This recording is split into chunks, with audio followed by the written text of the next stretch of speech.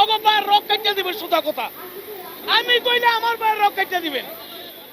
আল্লাহর ওলিরা, আরে আমি কি বলবো, আল্লাহ বলেছে কেউ যদি আল্লাহর ওলির সাথে যুদ্ধ করে তারা যেন আল্লাহর সাথে যুদ্ধ করে। আল্লাহর সাথে যুদ্ধ করে কেউ পারবে না।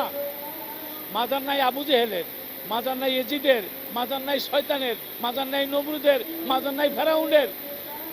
মাজার আছে কার? মাজার রওজা সামান নবী, আবু বকর সিদ্দিক, ওমর ফারুক, ওসমান গনি, মাওলা আলী, তাদের মাজার আছে। বড় বীরের মাজার আছে, খাজা বাবার মাজার আছে, যিনি ৯৬ লক্ষ লোককে কলেমা পড়ে মুসলমান করেছে।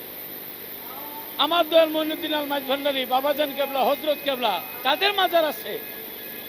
আমার মাইজ ভান্ডার শরীফ ডজনে ডজনে মাওলানা মুফতি প্রতি বছর বাইরে গেছে, এবং তারা ৫ ওয়াক্ত নামাজি। কিছু কিছু ভণ্ডরা তারা এটার বিপক্ষে চইলা সমাজকে কুলুষিত করছে। কিছু কিছু বেদ বাউল